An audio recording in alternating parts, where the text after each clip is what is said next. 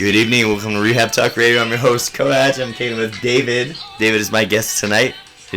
David? How you doing tonight, buddy? I'm good. Yourself? I'm doing dandy. Thank you, man. Doing okay. Tonight on the show, as we said, we're interviewing David. I got my co-host, as always, my executive co-producer, Des. Give a shout out. What's up? Yep, there's Des, Kaden in the corner doing his thing with his headphones and his video game on. You know how it goes. We're going to get down to it. Dave, if you want to share it with us, go ahead. Well, I've been to several other rehabs that apparently haven't helped. I'm 58. Was still drinking off and on, and so I figured I would come here and try it. It's a different atmosphere. It's a different way of putting in rehab, and so I'm hoping to get something out of this that I haven't before. Okay. Then what made you decide? How did you get referred here by somebody, or did you was it like a walk-in from where we normally go? I was taken to this particular place's detox, and from there they referred me here and helped me get through all the hoops to end up getting here. Okay, so the story from the beginning. Let's wind the clocks back a little bit. Like, where did this come from? What started what kicked the whole shindig off? Oh, well, like I said, I've been to several rehabs the last few years. I graduated my last rehab and rented a house with an old boy I was in rehab with. And lo and behold, there's a liquor store right across the street. So I couldn't even wait till the landlords got out of there so I could go to the liquor store. So I went on a week bender with this hooker friend of mine, and we lived it up for a week. And then, like I said, I went there from where I was at in a bad place, and they didn't have any spots for me, so they ended up taking me to the detox of this particular program. Okay, so you went from one, kind of had a little bit of convenience, or like we have here. Yeah. And then moved on to where they kind of gave you the option to come in here. Absolutely. From scratch. Yeah, and they went out of their way to help me get in here, so I'm very appreciative. Okay. Now, I know that we have a group downstairs that we do every, I believe, Monday, Wednesday, Friday. And everybody gets to tell their story. And I know that on your day, I happened to have to be going to work that day. It was like my second or third day at work. So I never got to hear your actual, beginning story, where it all started. So I think that would be a great opportunity to just check that out. From scratch it. I was doing drugs and not drinking. I didn't drink until I was later in life, but I did a lot of drugs when I was younger. It was convenient. I didn't have a problem walking away from none of that. I went to a Mexican prison at 18 to 20. What? That was rough. How did that happen? Wait a minute. You jumped from there to a Mexican prison. Okay, first off, that's not even fathomable to me. I can imagine what it would be like in a Mexican prison. Reminds me of that one movie with, I think it was Mel Gibson. But yeah. Can we hear that? Yeah. Would you mind telling that story? Well, a friend of mine's brother had a lot of acquaintances, and we were naive. We didn't know what they were, drug dealers, whatever, cartel, whatever. So they got us to run stuff over the border once a week. We did that for years, from 16 to 18. From Mexico to the U.S.? No, from the U.S. to Mexico. Wait, what? You're like a reverse drug Yeah. You're like a reverse drug smuggler. We were taking money and the product before they bought it other places to them. Oh, so it was like an import from another country to Mexico, and they used the U.S. as a center point, like a route. Yeah, it was weird. Like a Silk Road. Yeah. What the hell? It was really bizarre, dude. That is bizarre, because you would think that people are trying to get drugs into the U.S. from anywhere because of our customs or whatever. But they got to get it from somewhere. Holy Mexico. Crap! So we never looked at none of the packages. We never, you know that old cliche, don't look at the package. Well, we never looked in there, dude. So we'd just drive it to a certain location. The guys would come out and unload it. And we had 2 houses down in Mexico, too. You were like a real-life transporter, then. Yeah. Wow, like the movie. Yeah, well, not that badass, though. It seemed pretty badass to me. But we went to Mexican prison, all 4 of us, for 2 years, from 18 to 20, and they took our houses down in Mexico. We had $50,000 blazers all lifted, all the best of the best. Took all that from us. No phone calls. Nobody knew where we were. Living large. Oh, yeah. I mean, they're having sex right in front of you. You get one meal a day. It was a trip. I was scared. Wait a minute. They were having sex right in front of you? Oh yeah, they would. Yeah, you were just put in one big area. Really? Like, Yeah. okay, we're gonna have to clarify. So women are allowed in that prison. No, it was just men. Oh, No. so that's kind of got to be a little Yeah. traumatizing. My buddy looks at all of us. He's about your size, but badass. He said, "We're not going home violated. We're not going home hungry." Damn right. And he probably ended up doing about 8 of them in there. Really? Altogether, yeah. If he lost a fight, he waited until he went to sleep and he fucking killed him. Wow. That was pretty intense. Oh, so your guy wasn't putting up with no shit. No. That's the kind of guy you want to have Yeah, your if back. we didn't have him, dude, I don't know what would have happened. Oh wow. What was he like? He was cool, all laid back, but he just didn't put up with any shit. I mean, no, he was no bigger than you. I mean, no, he's smaller than you. He's probably 160, 170. So he wasn't a big guy at all. No. He just had heart. Yeah, he knew how to fight. His whole family was like that, though. They'd fight you at a drop of a dime. You look at them wrong. Incredible. And so from there, we finally got back home. They dropped us off the U.S. border and told us never come back to their country. And this was it. Was this in Tijuana? Or Yeah, Tijuana. Oh, you were in a Tijuana prison. Yeah, we got caught right going over the border.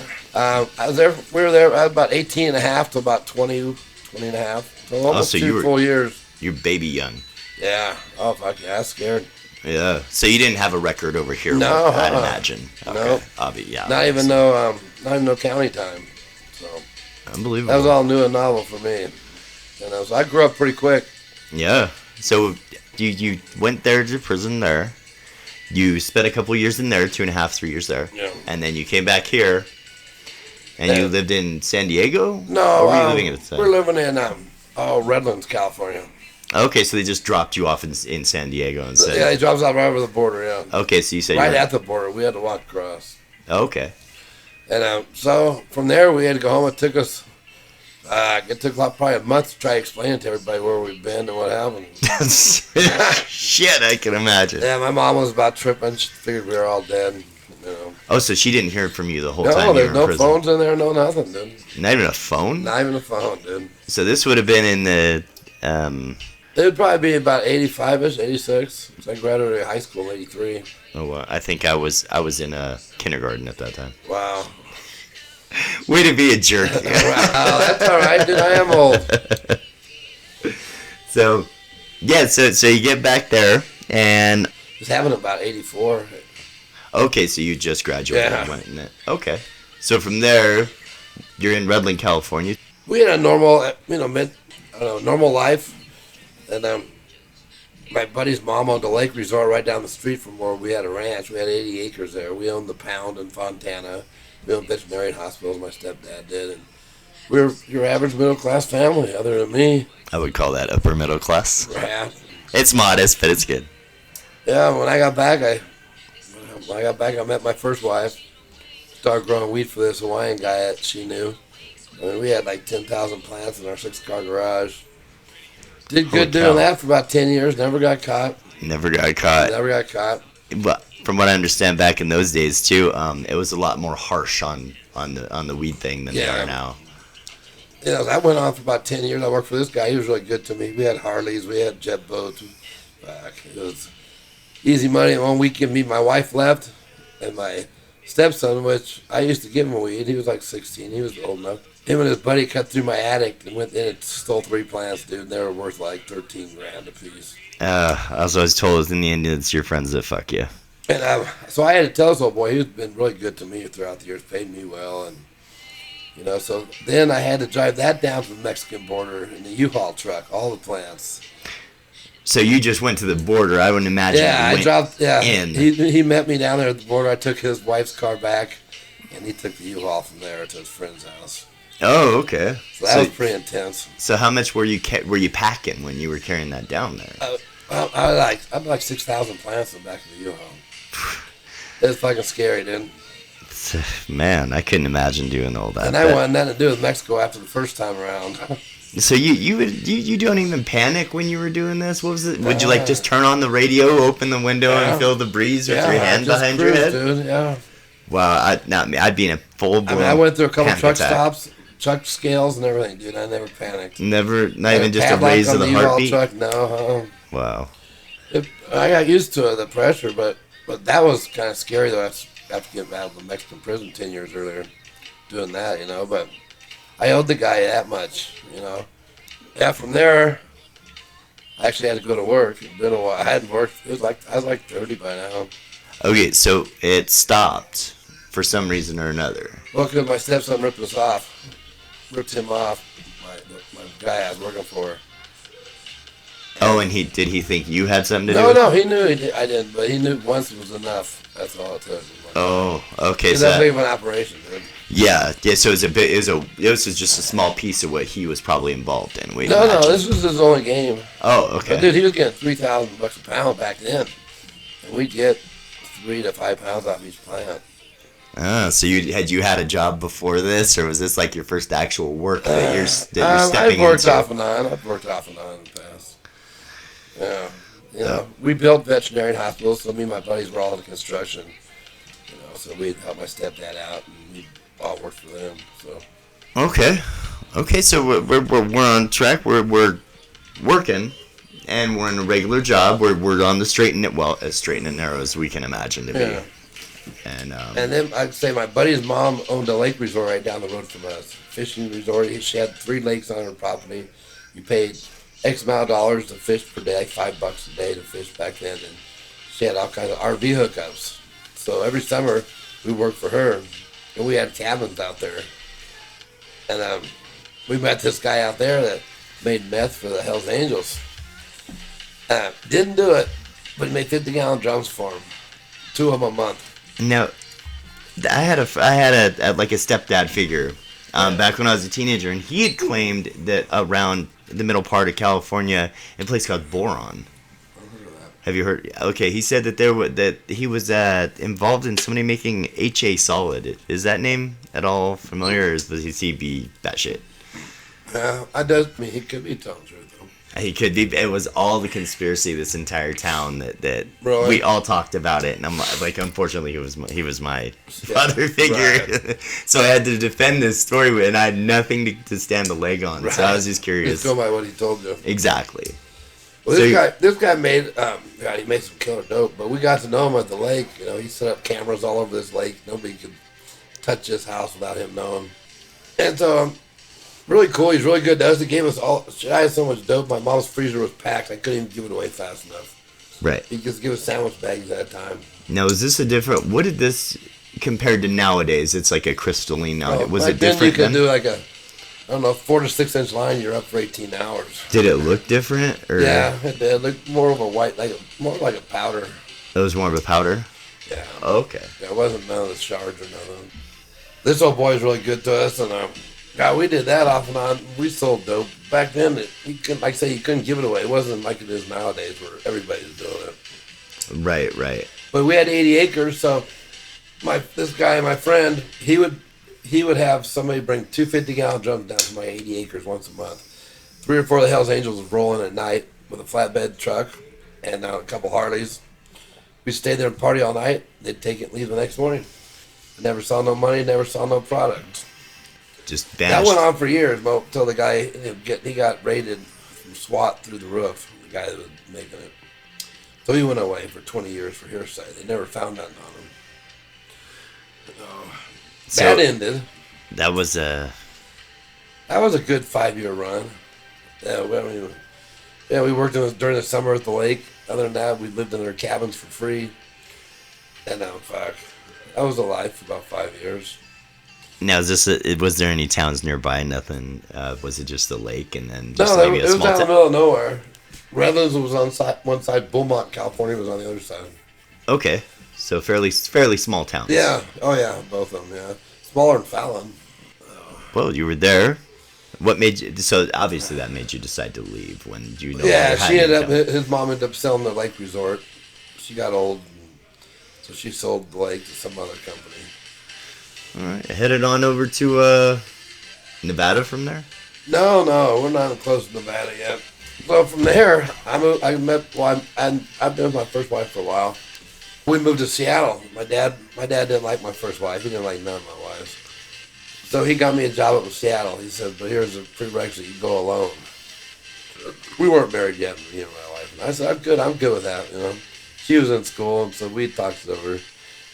And so I went up there for a year by myself. and worked for RC Cola. My dad owned an RC Cola company in Hawaii, so he had all kinds of connections with food and beverages. So I went up there. We went to work for RC Cola for a while. They went out of business. Went to work for Budweiser for about 20 years. That was a good gig. I'll bet. I had 3 refrigerators full of beer all the time, a kegerator. And, yeah. But that was a good, up in Seattle, I was actually almost normal. I dabbled in dope here and there and drank. Just beer, though, no hard stuff. After the second DUI, Budweiser had let me go because that's not good. Their insurance didn't like to cover people with too many DUIs. It got pretty expensive. So they figured that you were drinking the product and that you were getting the DUIs on it, so they figured it was bad for business on 2 fronts. And I knew the owners and stuff real good. We used to go to their house for Christmas and things. Yeah, so they let me go, and we left parting terms in a good way. Oh, well, that's good. Yeah. You didn't leave the bridge sour. No, and up in Seattle after that, I owned my own fishing tackle shop and a gun shop.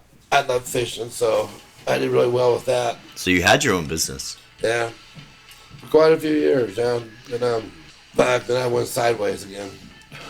Was it? Now, I ask a lot of people what their influence was when they, I guess, this is a proverbial relapse, I suppose.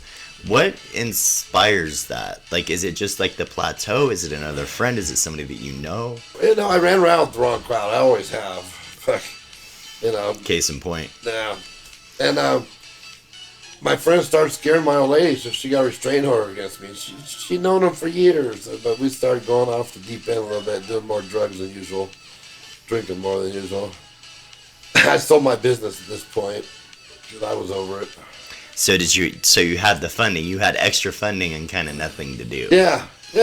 So I started doing excess dope again, and my drinking was always there, but back then I was only drinking beer.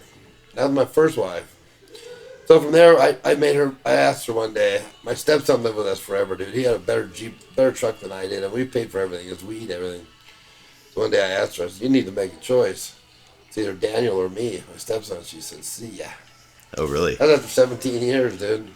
That's pretty... My mom told me never ask a mom that to make that choice.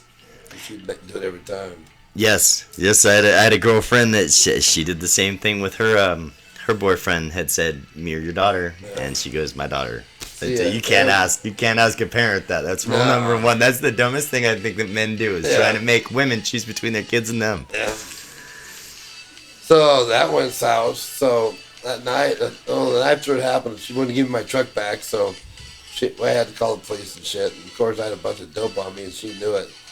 She kept trying to tell them to check my pockets. They couldn't, So they let me get all my guns out of the attic. I had several guns up there, about 20 of them, the best, the whole 9 yards. My buddy owned a pawn shop, so I was big into guns, too. With vests, you mean like bulletproof vests? Like tactical gear? Yeah, tactical gear. So you're ready for like World War III? Yeah, I still am. Yeah, are you doomsday prepper? No. I wouldn't think you are, I just don't want to take my guns. Oh, okay. I'm not a felon or anything, so I'm still allowed to have guns and things. So why did they want your guns? Because I had too many. Oh, you're only allowed a certain amount. Yeah. Okay, gotcha. And I didn't have a license to sell guns or nothing. I had a license to carry guns, but not to sell them. So anyways, a couple days after that, I moved out. I just packed my truck, my dog, my fishing gear, hunting gear, all my guns, and went to Cali. Went down, stayed with my mom for a minute. I went good for a while. I worked for a water company down there and delivering water like these old boys do here, what we help with. And I met my second wife. Met her at my buddy's party. We got married in 6 months. That went south pretty. We were only married for 6 months. See, now I never pictured you as the type, because you and I, we obviously know each other. We're obviously hanging out. We talked, right? Definitely, extensively.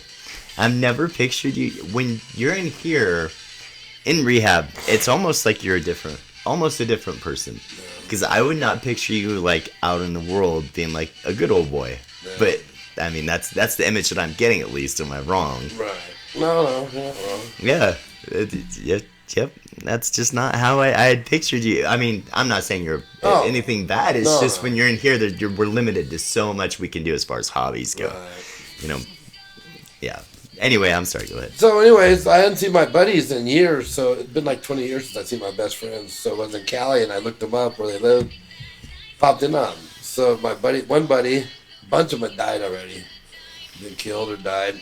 There's 5 of us growing up. Same guys I was in Mexican prison with. Looked them up again. And so he threw a party for me a couple nights after I got there. He hadn't seen me in years. We just fucking got drunk and talked for hours and hours and hours. So I met my second wife at this party. Married her. She had a house, owned a house in Cali and stuff, so that worked out well. Married her, and she was a handful. Nymphomaniac, and I swear to God, that word means the chick needed it 3 times a day. Oh, I swear to God. Couldn't do it. it. I was raw. Yeah. Could never. No, not an info. Couldn't go. So we sold our house in Cali and moved to Kansas, where his kids lived. That was interesting. You said Kansas. Kansas, yeah. Kansas, out in the middle of nowhere. You're in Kansas now, Toto. Holy cow. And got a couple more DUIs there. I've had 6 altogether in different states. And that's a lot of DUIs, Dave. It is. That's over a 30-year period, though. But still a lot of DUIs. That's it. Well, I mean, you're lucky you didn't go to prison for that. Yeah. Yeah. Nowadays. Yeah. Yeah, but I mean, it wasn't as harsh of a thing, and. No, back then it wasn't frowned on too much. Yeah, it was almost a common thing before MAD came along. It was almost a common thing. There have been 1.5 million stories that I've heard of fellows in that they were drinking back in the day and they'd take their pristine like 1969 like GTO Judge and like wrap around a phone pole. Yeah, it was almost a common story, So I mean, it wasn't as heavily regulated as it is now. Correct. But kind of like marijuana is like not as regulated as it used to be. It's flip-flopped. Yeah. So you're in Kansas. In Kansas. Well, me and her only lasted about 6 months. I told her one day, I said, I can't keep up with you. God bless you, but you're going to have to find another man. She wore you down to the nub. It was in 6 months, dude. Fuck, I was done. So we parted ways on good terms. Her kids lived in Kansas, so she had connections out there. I had no connections out there. I met this other married chick at work, and one thing led to another. She ended up leaving her husband for me, and we lived together off and on for about 10 years. Out in the middle of friggin' nowhere, I mind you. You do like living in the middle of nowhere, don't you? I do, somehow, some way. Yep. And, I had my ups and downs out there. Nothing major, a couple of DUIs. And finally moved from Kansas, got back to Kansas. I went to Louisiana. My mom was living in Louisiana. I just went there to visit for a minute. And that was a trip, but... Louisiana, no, it's just... Yeah. The first thing when somebody says Louisiana, I think instantly, Mardi Gras. Yeah, no, this wasn't anywhere near Mardi Gras. That's in New Orleans. That's still Louisiana, but this was in a place called Bossier City, Louisiana. Bossier? It was pretty cool. A lot of swamps, a lot of backwater and things, a lot of fishing and stuff like that. But so we're talking Ozarky and Bayou. Yeah, bayous, yeah. But I didn't stay there long. From there, she moved to Reno. She moved to Hawthorne. And so I farted around again back down in California for a while. And there was nothing there for me, so I moved up to Hawthorne with her for a while. And that's what brought us here. No, I haven't lived in Hawthorne. I've lived in southern Nevada. But I've been through Hawthorne plenty of times when I'm going from Reno to Bullhead City, Arizona. Right, you have to go through there. That is one dead town. Oh, now is there a hidden gem there, or is it really as dead as it looks? There's lots of drugs there. Never have to look anywhere for them. Oh, so it's like a hidden drug gem. It is, yeah. Okay. And I'd imagine there's probably 2 cops in the entire town. Do you know the cops in your town? Oh, I know all the cops personally, but there's about 10 of them. Are there? Yeah, I know them all. Oh, you knew from good experience, bad experience, or just small 2 town? 2 DUIs back to back there, 17 and 18. Okay. And do they have a jail there? Do they have a holding? Yeah, it's like a little Mickey Mouse jail. It's pretty cute. Okay. I've been to towns that don't really have, they have like a holding cell, and then they have to ship you somewhere else. No, this one actually has, it can house like up to 50 people in there. Okay, so it's a fair-sized jail. Yeah. For Hawthorne, Nevada, population, what's the population? 2,600 people. That's like 1 for every 100 person. Yeah. That's they can house 1% of the population there at least. Yeah, absolutely. Unbelievable. Yeah, it's a trip, and end up there, and I worked there. I worked when I was there, though. So what brought you to Hawthorne to Reno? Hawthorne to Reno? rehabs. So you decided on your own, or was it forced? I've never been court ordered. It's all been on my own. But I've been. Well, good for you. This is about my 8th one. I figured it out the other night. And hopefully this is my last one. I'm learning things here that I've never heard before. And they do classes. They do it differently. With the community and all that. And it's been great for me up to this point. I recommend it to anybody. I think I've had probably 20 classes and like 8 different teachers. So it's not just the same person. No. Which I've heard in other places they'll stick you in a chair. Yeah. And you're stuck with 1 or 2 people all day, every day. So it is true. Yeah. So this has been an eye opener for me. And win, lose, or draw, this is my last rehab. So I'm just hoping and praying. I've heard things that I haven't heard before. So I just want to continue working my program and stay on the straight and narrow. I've had enough running and gunning for a lifetime. Well, I would say you've done definitely your fair share. Yeah, I tried to be involved. Uh-huh. So that's what brought me here. And I'm going to stay here until my program's over. Just continue to work it. Now you've been here, you're in your primary. Yeah. Your primary. You've been here for almost 4 months. I was going to guess 4 months you've been here. Yeah. Do you feel like you've developed friendships, still relationships, like seen life a little bit differently? And see, that's another thing. In most rehabs, you get phone numbers and everything, but you never stay in contact with these people, from my experience. From what I've heard too. Yeah, but in here it seems like it's different. I mean, if I get your phone number, get somebody's phone number, it means I'm gonna stay in contact with you. It is a totally different, not dilemma. It's a totally different program here. It's, as they say, this is one of the few they've started something new, and I think it's a good atmosphere. Okay, yeah, it is. It is a very good atmosphere. Now we live in a house that's from like 1922. We see each other every day. Right. Like same 70, 60, 50. We're going down though. I think we're down to around 40 now. Yeah. Yeah, people. We're going down a lot lately. And not a lot of them are graduating. No. Unfortunately. Right. But that's the nature of the beast. They say, but you got about 10% chance. Yeah, 10 to 12% will make it out of here. Oof. I mean, that's what their statistics are, the world's. Yeah, based off statistics. Yeah, based off, what they've seen and researched. Well, based off of what I've seen in research, they're not really that far off. No, they're not too far off, dude. So what are your plans when you head out of here? Are you staying in luxurious northern Nevada? My next deal is to find a job. I've got to work till I'm 62, and I've got at least 4 more years left to work. So if I find a job I like here and I can mesh well with it, I'll stay here for a while. Now, to be in construction or? No, I'm gonna do warehouse. Warehouse work? I'm too old for hard labor anymore. If there's one thing that this town is like kind of renowned for, it's their abundance of warehouse work. Absolutely. If you can't find a job here, you're not looking. Exactly. So my plan is just I'm gonna look up with one of the guys here where he's working, and just go from there. I've always played it by ear, so I'm not gonna stop doing that. That's fantastic, man. Yeah, you're free spirited. Yeah, That's I have the no way ties, I've always I have known no you. kids, no wife, but I am looking for wife number 4. I'm not a quitter. And but yeah, so I have nothing to hold me down. So play it by ear, but I plan on walking out here sober and staying sober. I'm pretty sure you're gonna find her, man. I'm pretty sure you're gonna stay sober. You're very strong-willed. You're charismatic. You got a great personality. Oh, thank you. So do you. I think you got a good shot at making it out here. I do too. I like to think that. Yeah. I think you're gonna do just fine. So, any Jerry Springer last thoughts that you? Jerry Springer last thoughts. No, I used to watch Jerry Springer to make myself feel better, though. Oh, the people that are showing up on there. That's funny. I know some few people that have been on there. Yeah. They say it's all made up. No, for sure. I mean, that's what I've heard at least. Right. No. Well, I thank you for your time. Yeah. Favorite hobby. Fishing. Favorite color. Blue. And then a historical figure that you'd like to fight. I'd like to fight? Uh-huh. Historical figure I'd like to fight. Uh-huh. How about George Washington? Why not? Let's kick his ass. Right, yeah.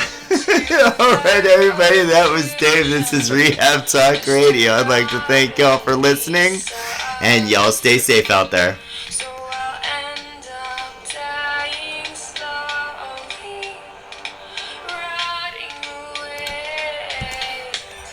Awesome, man. Is that good? How do you feel about it? I feel good.